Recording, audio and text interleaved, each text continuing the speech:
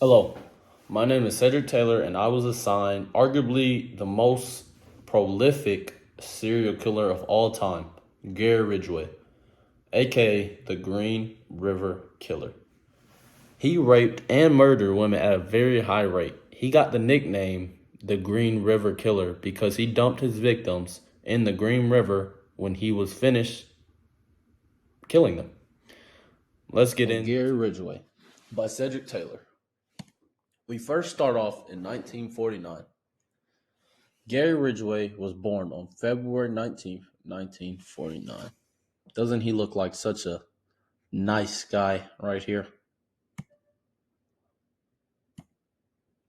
Then we move on to 1965. Gary's first ever violent act happened October 10th, 1965, at age 16. Gary leads a 6-year-old into the woods and stabs him through the ribs with a knife. And this is what it would have looked like in real life. Action.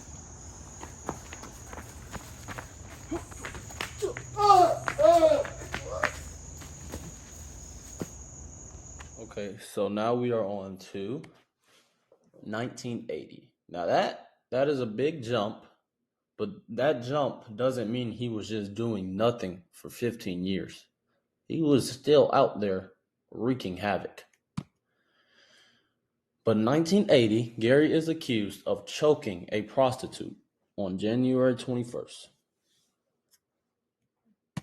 Sounds painful. And we jump to 1982. The first victim, Wendy Lee, is found floating down the river, choked to death by her own panties. This sweet girl pictured here, Wendy Lee, was found floating down the river. Imagine finding her floating down the river. You'll be terrified. Now we go to 1983. Gary is called in for questioning by the police, but later is released. So in 1983, things are starting to come up about this Gary Ridgway guy.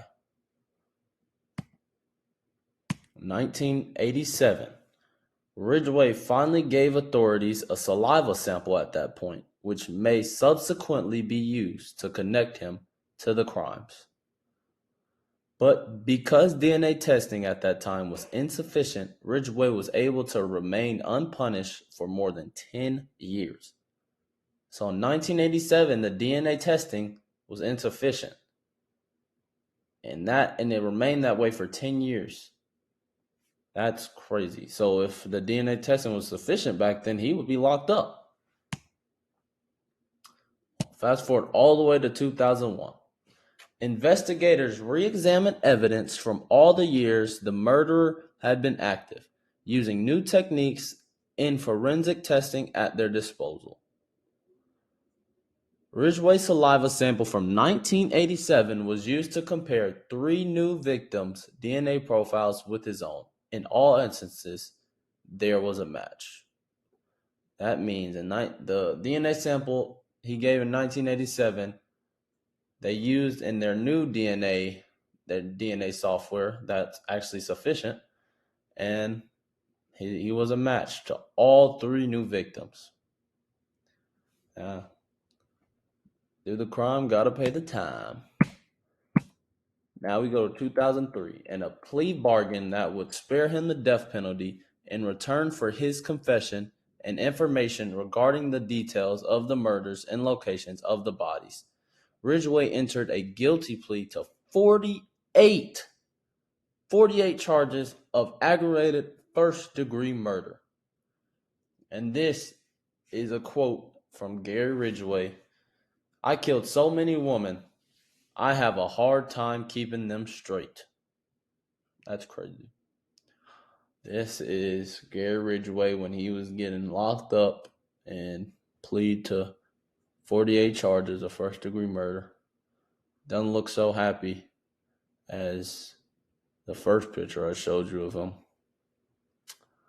Maybe he's thinking about life right here. I don't know. But that right here is the face of a terrible man. Moving on to my third final visual aid, I have found a poster of where the victims of Gary Ridgway were found. And this states it most died in the 1980s, but Gary Ridgway admitted to investigators that his earliest victim was killed in the 1970s. So when I look at this, the first thing that comes to mind is the Green River and where he got his nickname from. And you see, a lot were found in that Green River or along that Green River. And yeah, that's where he got the nickname from. And the other thing that comes to mind is Wendy Cofield. That is Wendy Lee from my presentation. And she was the first victim found ever by Gary Ridgway. So if you thought it was gonna stop there, you were definitely wrong, because he killed 47 other people, and this list only has 44 because four are still not four women. We still don't know where four women lie to this day.